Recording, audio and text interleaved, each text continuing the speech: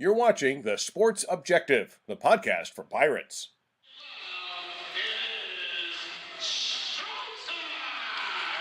This is East Carolina Hall of Famer and Utah Jazz first-round draft pick Blue Edwards.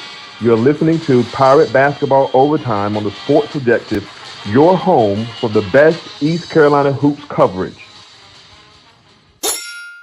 Put your crossbones up and lean side to side. Yeah, and lean side to side. Yeah, and lean side to side. Come on, yeah. Welcome to the island, man, it's crazy in here. A whole sea of purple and gold waving in here. Keep a plank on the shark tank, traders beware, because we got a whole bunch of rowdy sailors in here. Armed and ready, bang the lane, be aware, cause if the backboard break, glasses spray everywhere. We'll lighten up the scoreboard, you came with a flare, but we put it out quick. Welcome into the Pirate Basketball Overtime right here on the Sports Objective TSO. And with me, my good buddy, my brother from a different mother, Bubba Rosenbaum. How are you, man? Doing well, Dave. What a start to an era last night. It was ugly in the first half, but the Pirates, give them credit, they showed a lot as we'll discuss over the next half hour or so. There's so much that's just unknown going into that game. To see them respond the way they did was tremendous. Yes, it was. And I was sitting there texting you guys at halftime and really worried, obviously. But the more I was thinking about it, and I was finally walking away from the table there in Harvey Hall, and I was like, you know what? This is only the first game of the season. And that was the very first half of the first game of the season. And what hit me, Bub, I didn't even tell you today, is that I felt like it was kind of like opening night jitters.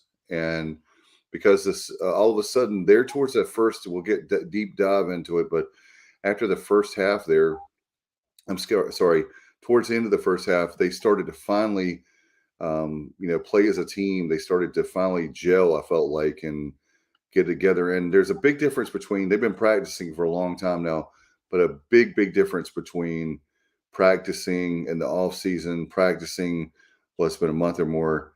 And then all of a sudden, here you are in the first game. Game time, as you know, Bubba, coaching and playing and practice is way different. No doubt. In Pirates, 77-75 winners over the Mercer Bears. And we started the game off on one of the pieces you knew to some degree what you could expect from this young man, and that was Brandon Johnson. You saw a lot of good things from him last year. In the non-conference, he didn't do as much within the American, but you really felt good about his ceiling. He felt as though he has a very high ceiling. And Brandon, he knocked down a couple of threes early off the wing. It looked like Vance Jackson. Where did that range come from? You had heard that he had developed a three-point shot, but that surprised me when we saw him knock down those from so deep there in the first few minutes of the game. And then from that point on, Mercer really, established control of the game. At that point, they built, I think their largest lead was 16. Okay. Yeah. And they're about midway through the first half, or actually not even that far into it. They had a double figures lead less than 7 minutes in. They were red hot. They knocked down 4 3-pointers in the first 6.5 to 7 minutes and led 20-8, and then extended that lead out to, like I said, 16 points before the Pirates closed the half.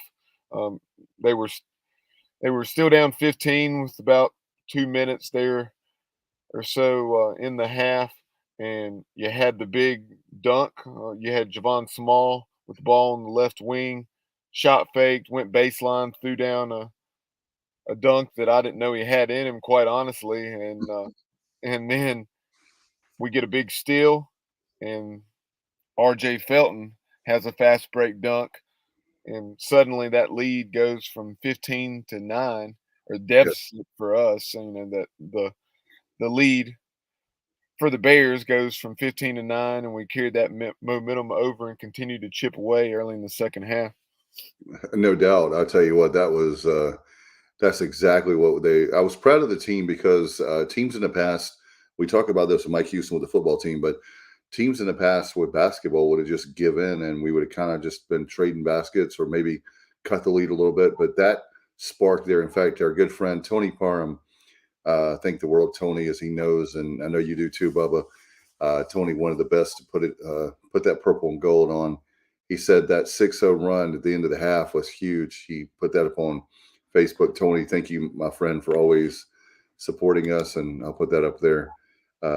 Certainly was huge, and that was exactly what you're talking about, Bubba, was the fact that we were able to close the gap, and then it's kind of like with football when you defer to the second half or you get a big stop and you score early in the third quarter. Well, the same thing with basketball.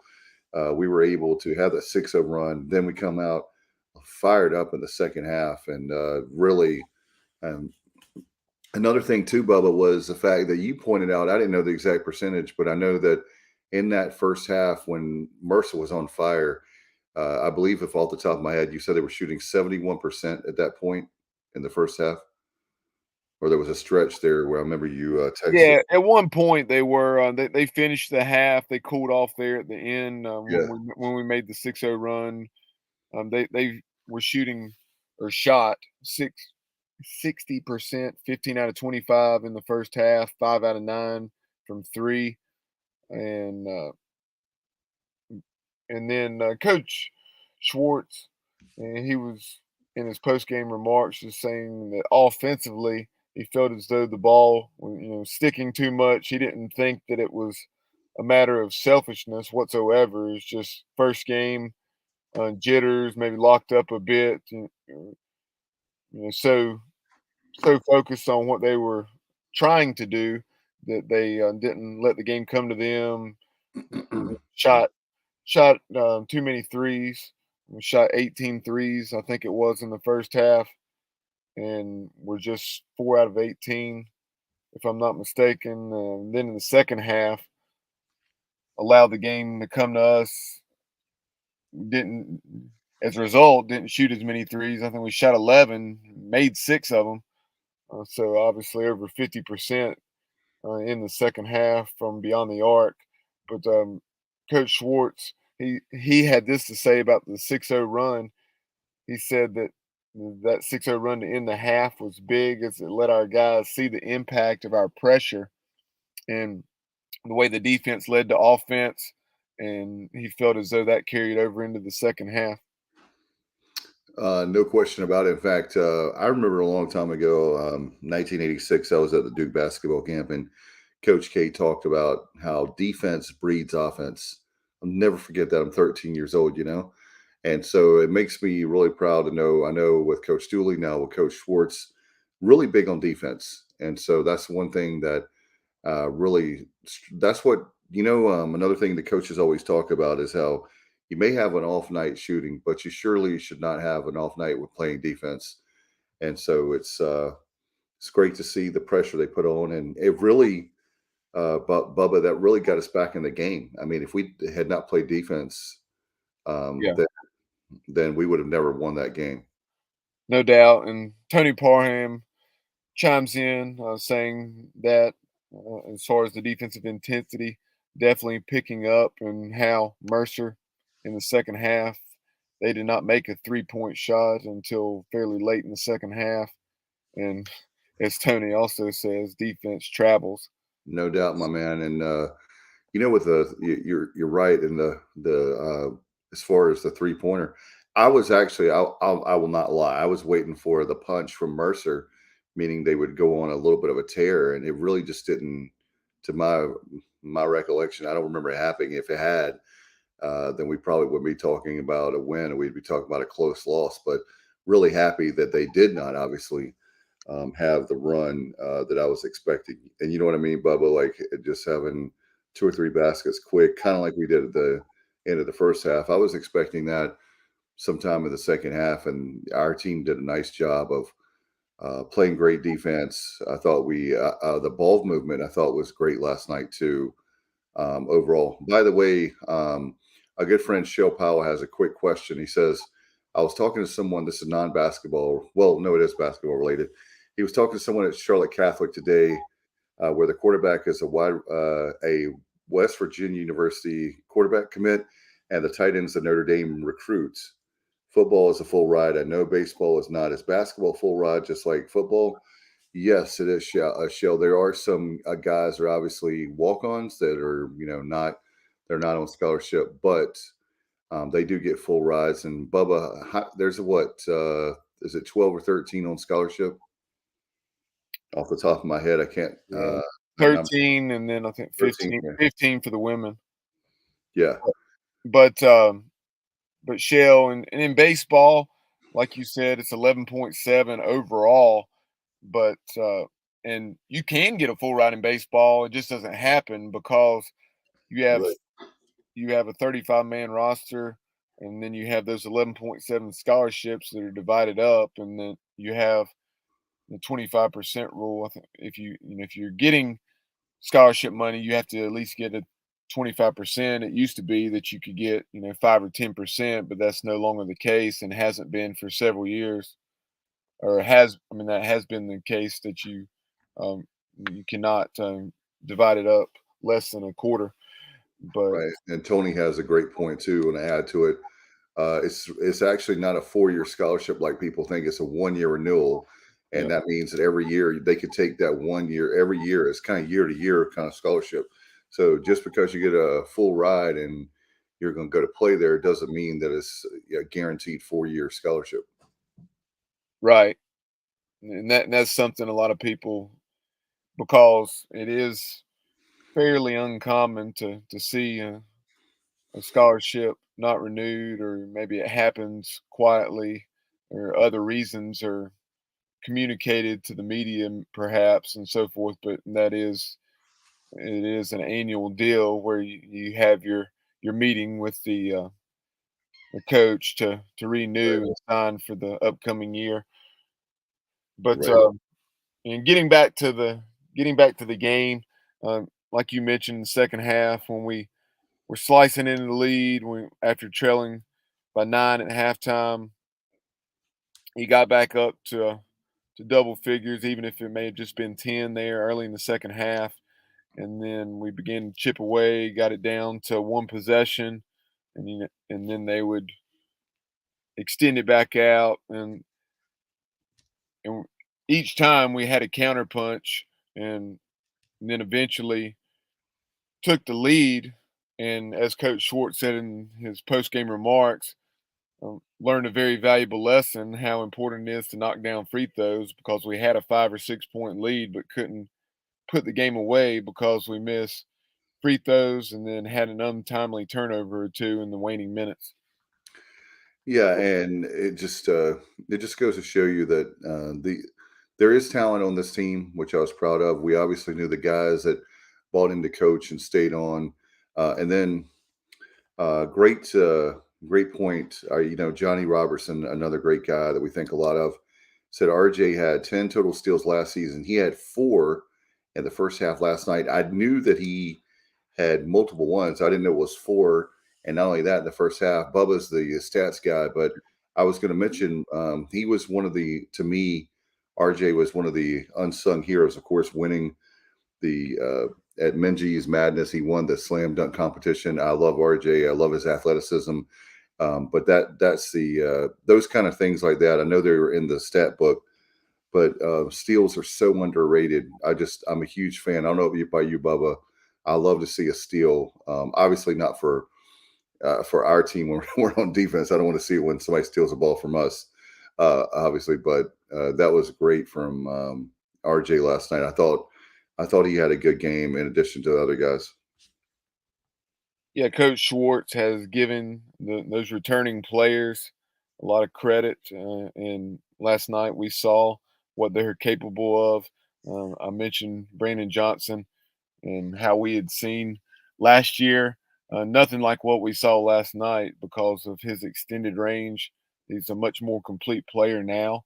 And when he first knocked down the shot, I did not realize his different haircut from from a Oh yeah. season ago, and I did a double take. I said, who made that NBA three? And he said Brandon Johnson. I was like, Brandon Johnson, and Yeah. and so, He but said, Brandon, what a night he had! 24 points, 7 rebounds, 8 for 12 from the floor, 3 for 6 from beyond the arc, and that extended range is awesome to see.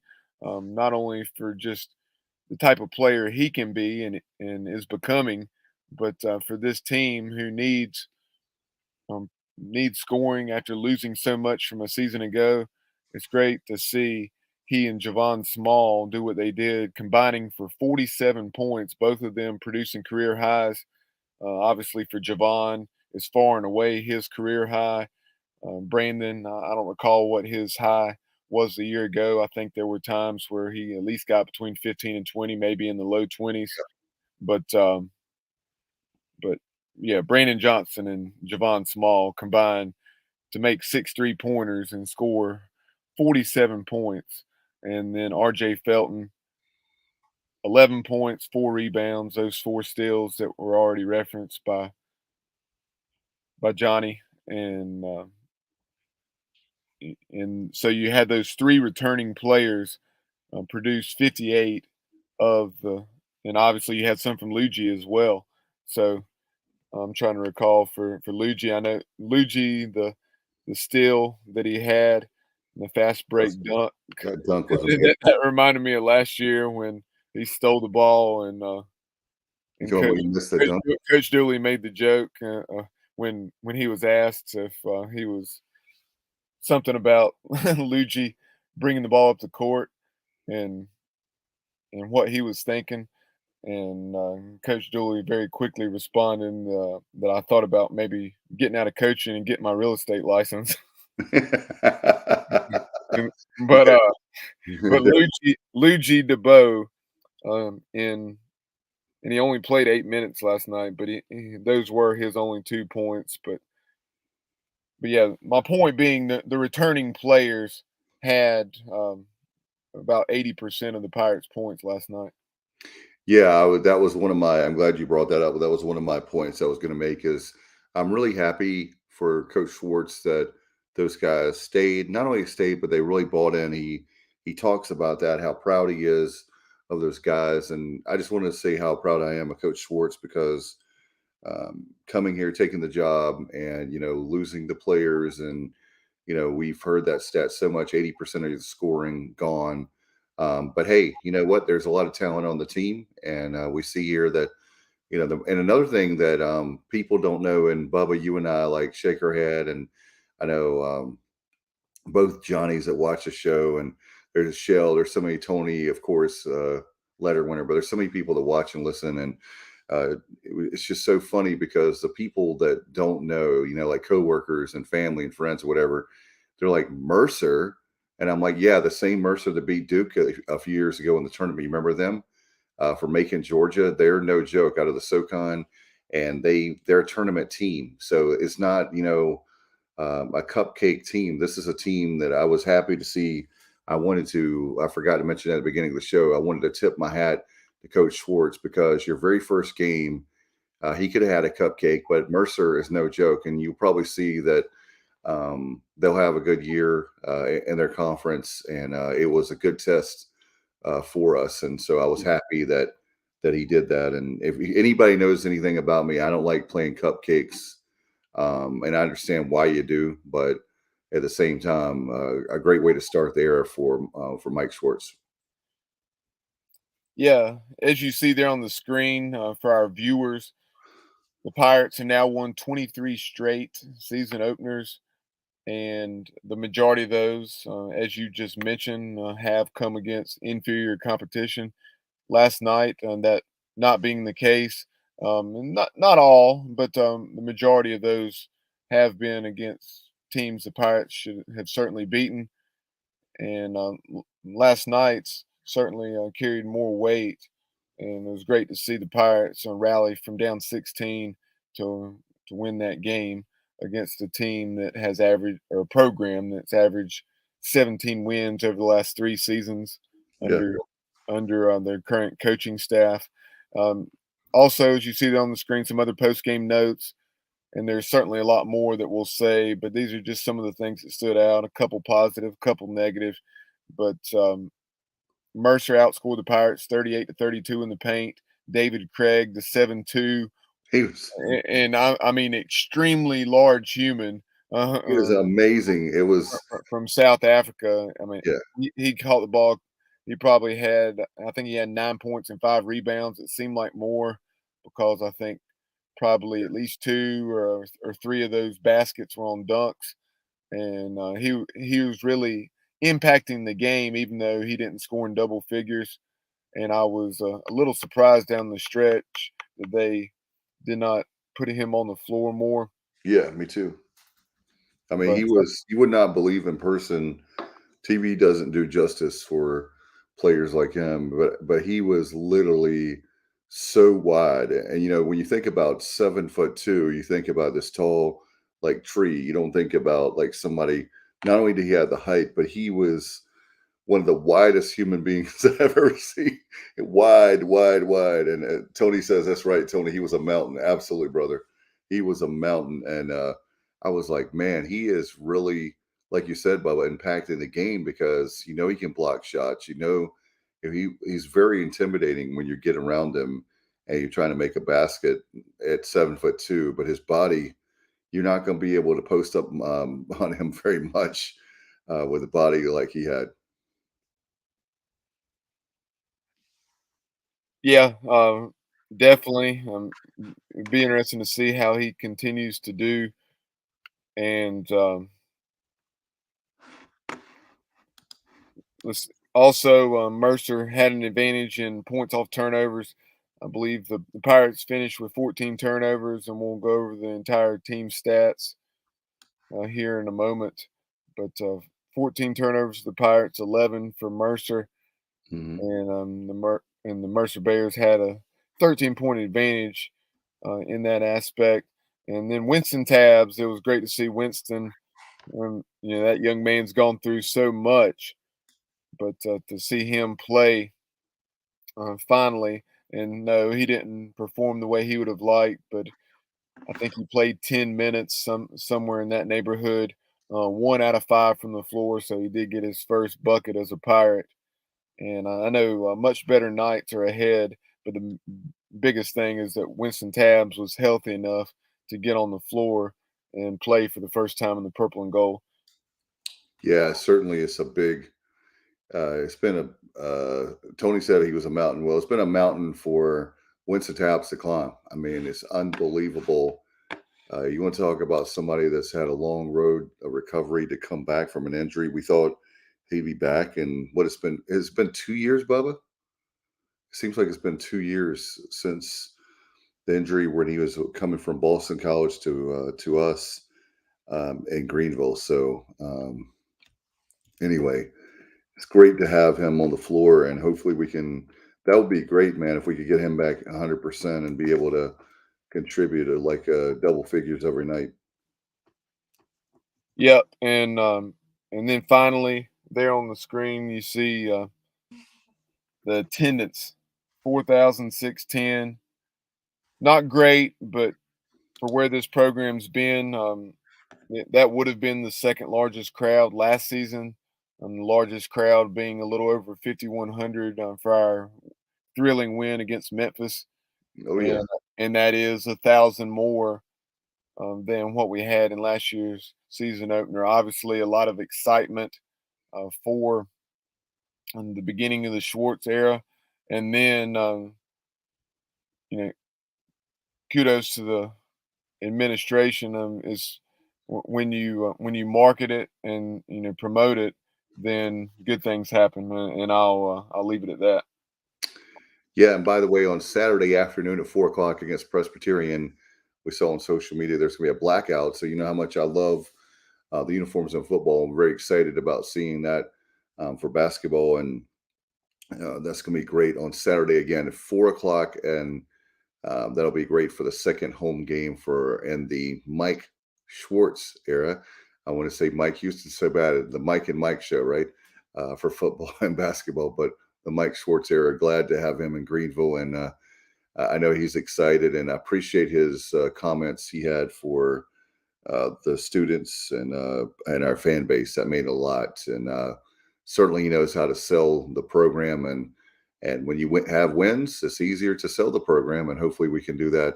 We should be able to do that on Saturday, but we'll definitely see. You never know unless you don't show up. Yep. Did notice that earlier this afternoon as far as the blackout.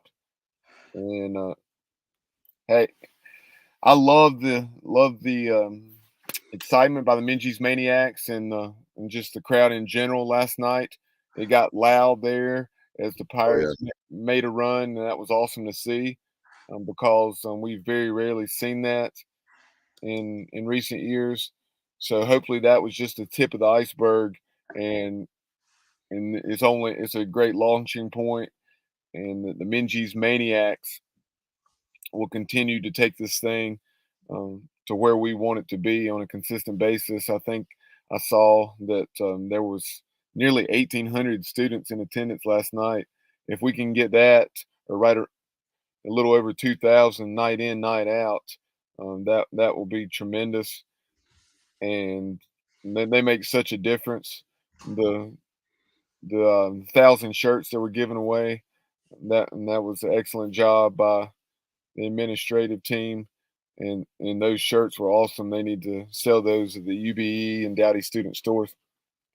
Well, one of the things that Kyle and I were talking about off air earlier today about basketball is maybe we can have items that are exclusively just for basketball. And there you go. There's a T-shirt right there. All of the money from that T-shirt goes to basketball. You know what I mean? So if you're a basketball fan and you're supportive of the basketball program, like we are, season ticket holders, then the only way you can get that shirt is if you buy it there at the game or at the student stores. But I really felt like that those, and Bubba, you and I were talking about, we saw it on social media, and those shirts, oh my goodness, I saw them last night. I'm like, how about those of us that are season ticket holders, can we get those shirts? But hey, if we had the opportunity to buy one, I would love to buy them that would be cool to have them for the kids too. Yeah, love the script Pirates. And getting back to the team statistics, I talked about those turnovers and Pirates, a few more than you would have liked, but that's not surprising. First ball game, so many new pieces. But the Pirates, after shooting it poorly in the first half, better shot selection, got more things going in the basket, inside the arc in the second half. Ended up shooting 46.6% for the game, 27 out of 58. Meanwhile, Mercer, 50%, 28 out of 56. The Pirates, 10 out of 29 from beyond the arc, but like I mentioned, 6 out of 11 in the second half, a little over 50%. And Mercer shot just under half as many threes, 6 out of 14 for Mercer, a solid 42.9%. The Pirates, we were shooting free throws very well, and then struggled down the stretch in crunch time, finishing the game 13 out of 21. But at one point, I don't recall the exact number, but I want to say, I don't know if we're 11 out of 13 or 12 out of 14, but then really struggled, like I said, in the waning minutes of the game. And Mercer struggled to convert from the charity stripe also, finishing at 56.5%, 13 out of 23. The Pirates out-rebounded the Bears 37 to 33. And then Mercer had an edge in assist, 18 to 14. Yeah, in fact, our Tony Porham, he mentioned got to make free throws, and he's exactly right. He said his comment on there on Facebook. That I always say the difference between a good team and a great team is free throws. And Bubba, there's going to be some games that are competitive games, and if we can't make our free throws, that might be the difference of winning the game or not winning the game. And then everybody says that when it comes to basketball, but it really is. Free throws are kind of, wouldn't you say, Bubba, that free throws are kind of like the special teams for basketball? So if you don't have, I know that's a loose comparison, but if you don't make those free throws, those are, a number of points that you're not getting, and then there's other points that the other team could be getting that you're not. So we've got to do that. And like Tony said, free throws wins games, and absolutely, brother. I mean, everybody. Uh, Again, really proud of this program. With the first game of the season, I know, and everybody says, Davis, a new era, a new season. It's non-conference, but I think that Kyle and I were talking about this afternoon. This team will have a nice little run in non-conference, and that'll set things up. Yep. And Kyle chimes in saying Coach Schwartz comes across as very likable and engaging with the fan base. You have a team that hasn't played together before. You come from double digits down, like we already talked about, coming from 16 down to win. That shows that they've undoubtedly bought in. And if he can recruit, this could work. And speaking of that, Pirates have an excellent big man coming in, Yes.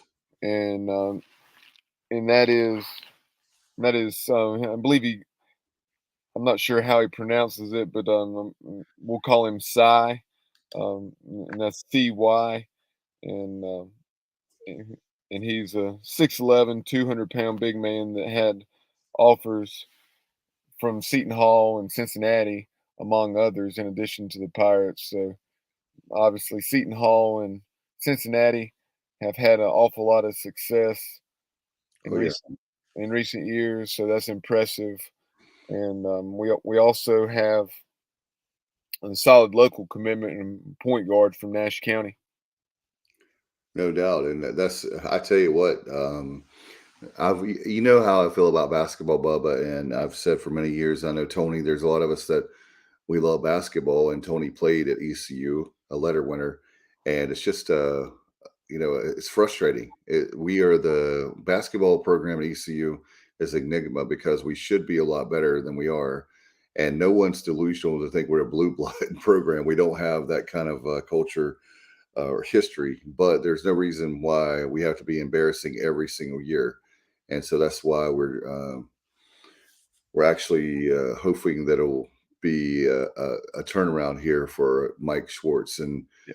um, And that's it is Cy Malonga from Evangel Christian in Louisville, Kentucky. yeah, Malonga. Yeah, he Malonga is one that certainly very And thank you, Johnny Gardner. I thought that may be the case, but I was not sure and did not want to butcher it any worse than I probably already did. But pronounced as Sear, CYR, Sear Malonga. and Coach Schwartz. That's one of the things we talked about. He's a likable guy. I really liked him. He certainly. The one thing that I noticed about him is how much he cared about his players. Watching the first practice and having us in the media, we got a chance to watch it.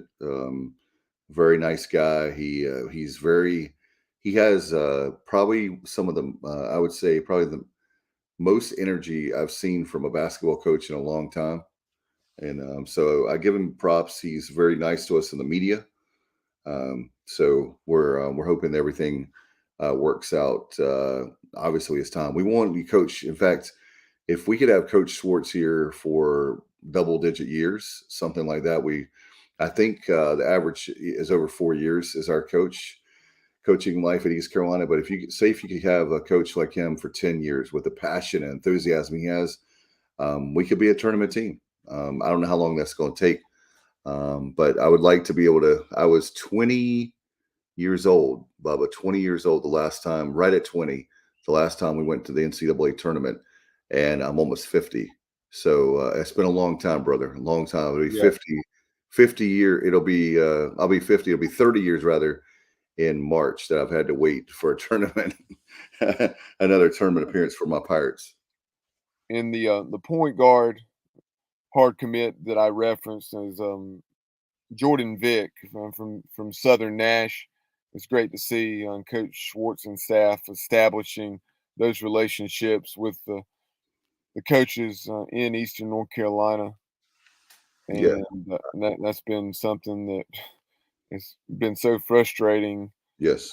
over the last few years, several years, and really going back to my childhood. I remember when we lost a guy like Jarvis Lang to Charlotte, and Yeah. there have been so many quality players that have left Eastern North Carolina. It's great to see some of those hopefully beginning to stay at home. Obviously, this is just a commitment, not a signee, but it's great to see us get a commitment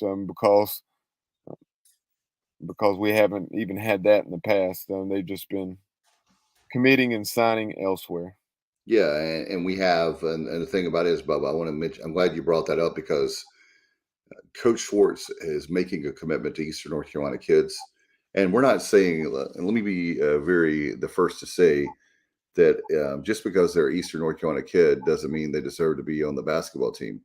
But at the same time, if they're a really good kid, like you said, Jordan Vick, he can bring a lot of kids. Like, think about Holton Ahlers for football, right?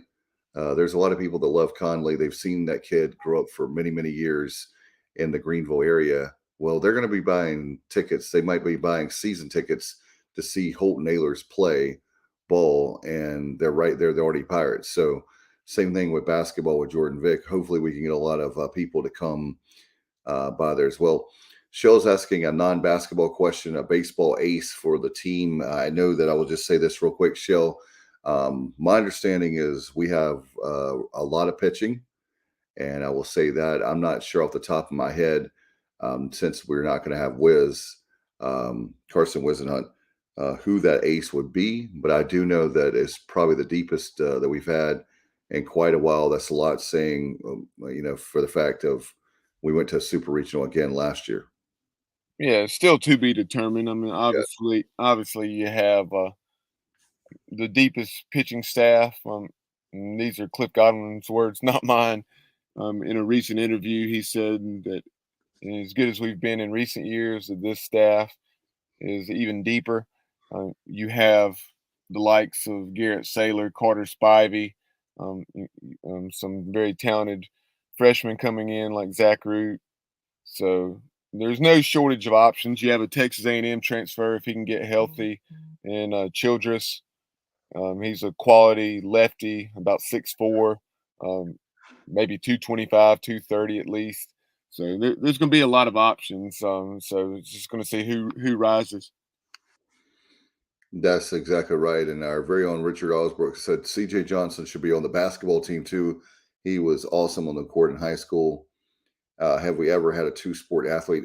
Absolutely. There are guys that have played. In fact, off the top of my head, football and basketball.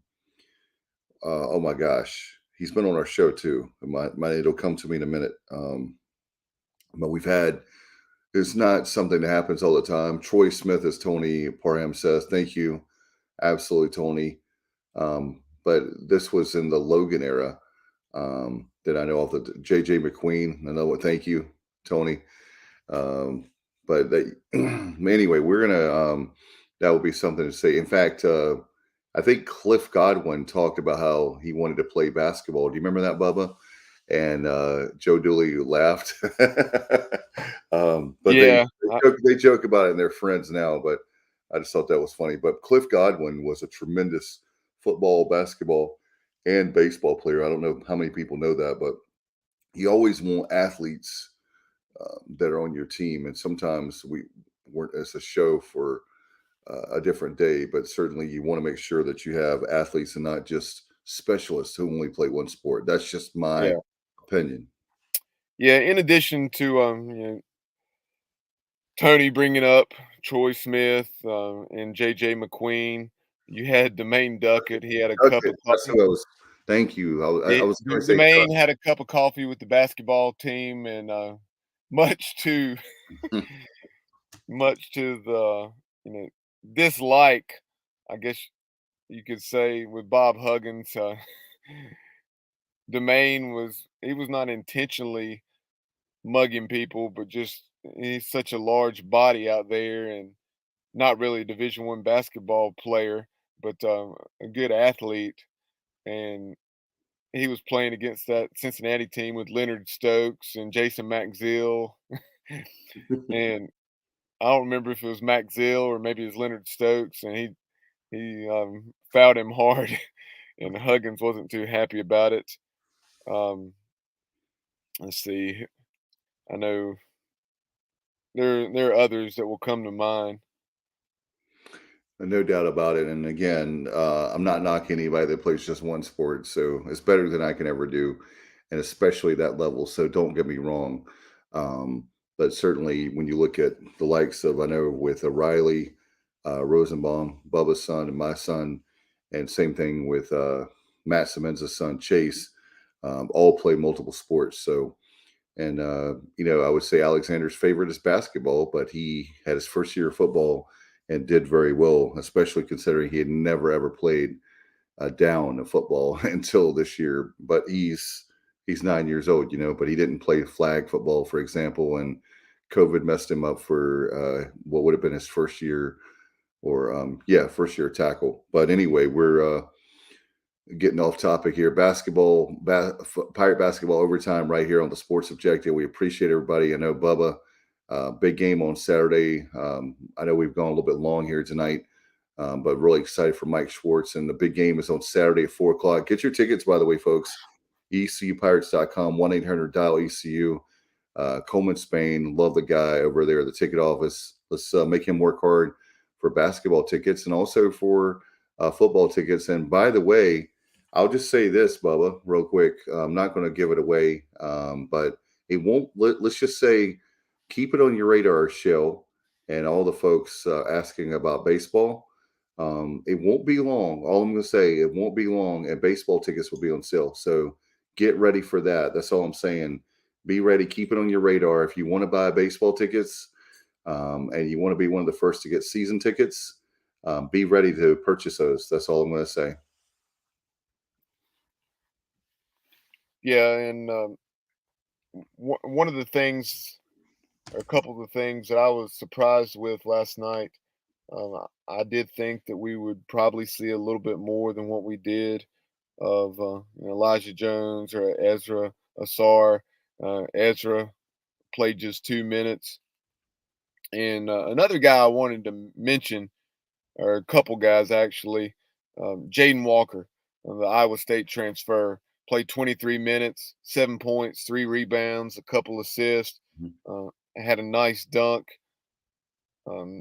showed that he could knock down a shot and as well as put the ball on the floor. So we'll see how he continues to progress. But I like what I saw from Jaden in his first game as a Pirate. Caleb LeCount, same thing, knocked down a couple of threes and played 20 minutes.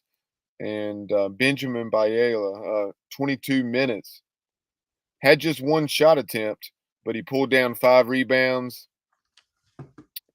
Like Coach Schwartz said, a lot of people and the average fan wouldn't think about this, but in addition to those 5 boards, just his presence, being a larger body for a wing and having some bulk to him, having his presence on the court and being able to get that foul when we intentionally fouled there, when we were up 3 and fouled so they couldn't get off a game tying 3.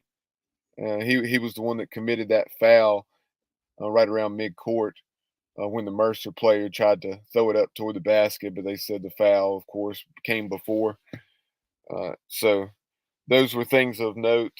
And kind of moving on to some results over the last couple nights around the American. You had Cincinnati blowout Chaminade 98-55. You had Wagner. Wagner upset Temple 76-73 in overtime. Memphis, Penny Hardaway and the Tigers beat Jerry Stackhouse and the Commodores 76-67. You had number 3 Houston blow out Northern Colorado 83-36.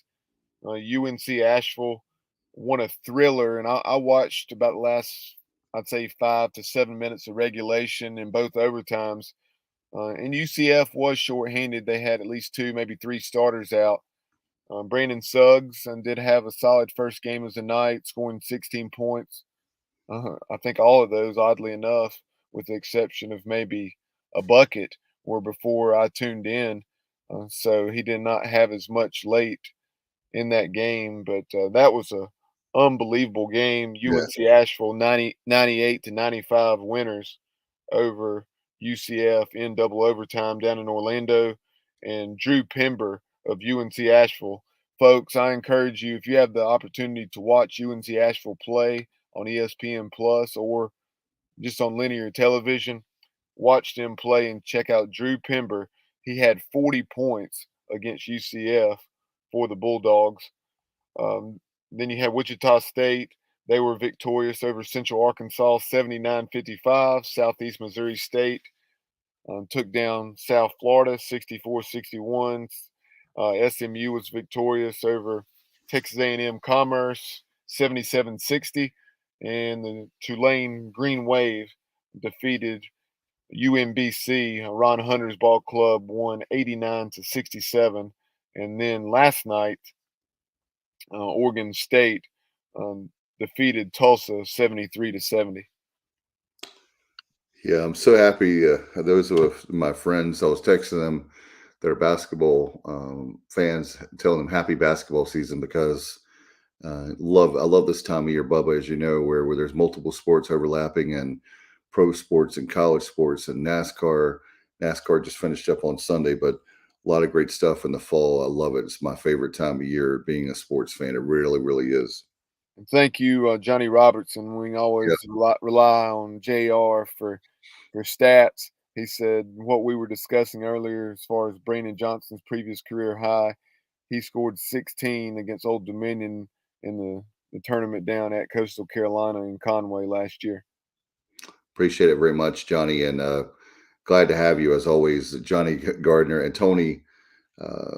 Appreciate you, brother, too. Very unselfish team. I like it. I like the fact he's right about that. I was talking about the ball movement and the passing around, and they're really looking to get those touches, and you definitely need that for basketball. Again, I want to remind everybody, get your tickets on Saturday for Saturday's game. You can go ahead and get those at ecupirates.com or call them tomorrow, the business hours. The ECU ticket office, 1-800-DIAL-ECU. Pirates taking on Presbyterian. We want to get a huge crowd. Saturday afternoon is my kind of game. I know, Bubba, you probably like it too. Whenever you come down and you have a 4:00 game, which means you guys can get back to the western part of the state at a decent hour and not like midnight or 2:00 in the morning, right? Yep, and this is a game. Who knows if I wasn't headed to Cincinnati to watch the Pirates and the Bearcats.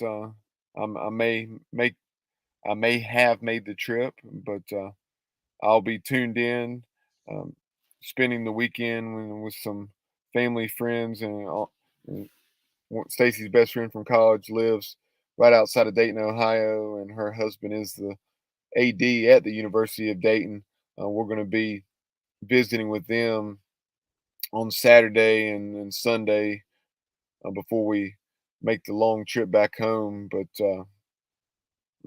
really looking forward to this road trip for a number of reasons, but hopefully to see a Pirate victory and snap that the second longest win streak in the nation at home for the Bearcats at 31.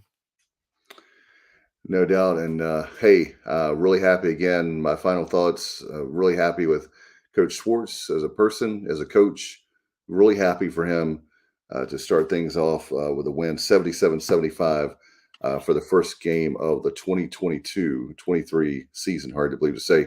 Hey, want to give a shout out to our good friend Kevin Walker, LNK Custom Homes. He's a licensed general contractor, and he does a great job with that.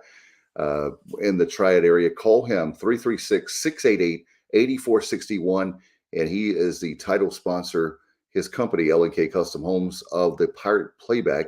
And hopefully we're talking about a victory on Sunday nights and getting ready for the Houston game the following week. Porky's Backyard Barbecue, I ate there tonight before the show, and man, oh man, I had some great barbecue, Bubba, with that barbecue sauce on it. Man, good stuff. They're Porky's Backyard Barbecue. Call them at 252-661-0337. Call the Holiday Brothers, and the Holiday Brothers will get you ready for their holiday party. And they're located 805 East Boulevard in Williamston. Give them a call and go by and see them at Porky's Backyard Barbecue. And they're fans of the show. Appreciate their support of the program. And then obviously pgxgloves.com. We want to thank Mark Benakazi. He's been a supporter for the last few years. Custom baseball gloves, custom batting gloves, football gloves. They have lots of great swag, apparel, and more. And get this promo code. You put in ECU for that promo code. You get 25% off your order. And Kaz has been so good to us. I'm going to tell you something. My son and daughter, kids ask and the adults ask, where did you get those gloves? Because they just really pop. They stand out in a good way. And I appreciate Kaz, pgxgloves.com. Thanks, Kaz, for the support of the program. All right, Bubba, do you have anything before we go, bro?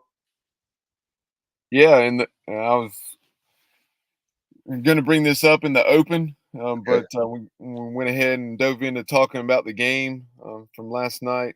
But obviously, tremendous comeback, and what a way to start the Mike Schwartz era. And people were commenting on social media. You saw stuff from other East Carolina head coaches, Coach Houston, and had this to say about it. How about those friggin' Pirates? Johnny Gardner was in the house last night at Minji's, taking in the action. I know he was fired up about what he saw. That will always be a classic. And then I also had the opportunity to catch up with former member of the media, Mark Lindsay, from Pirate Illustrated on the East Carolina rival site at the time, and asked Mark if he thought it was a big win, and he said, for sure. Yeah. So there you have some of the reaction from around Pirate Nation to Mike Schwartz. First victory in the purple and gold. Sounds good. I can't wait to see how the season unfolds. It's exciting. Pirates get the big win against 77-75 with the Mercer Bears. And of course, what a great win again. One more time, we'll remind you, Saturday afternoon, 4 o'clock, that Saturday matinee. Perfect time to take the family, take the kids. And I did that on last night. And we'll look forward to all season long taking my kids. It's one of my favorite things to do is to take them to a ball game for sure. All right, for Bubba Rosenbaum, I am Dave Richmond. You've been watching the Pirate Basketball Overtime right here on the Sports Objective. Good night, everybody, and go Pirates. Put your crossbones up and lean side to side. Yeah, and lean side to side. Yeah, and lean side to side. Come on, yeah. Welcome to the island, man. It's crazy in here. A whole sea of purple and gold waving in here. Keep a plank on the Shark Tank, traders beware, because we got a whole bunch of rowdy sailors in here. You're watching The Sports Objective, the podcast for Pirates. Like and follow our Facebook page and subscribe to our YouTube channel. As always, we appreciate you listening to the show, and go Pirates!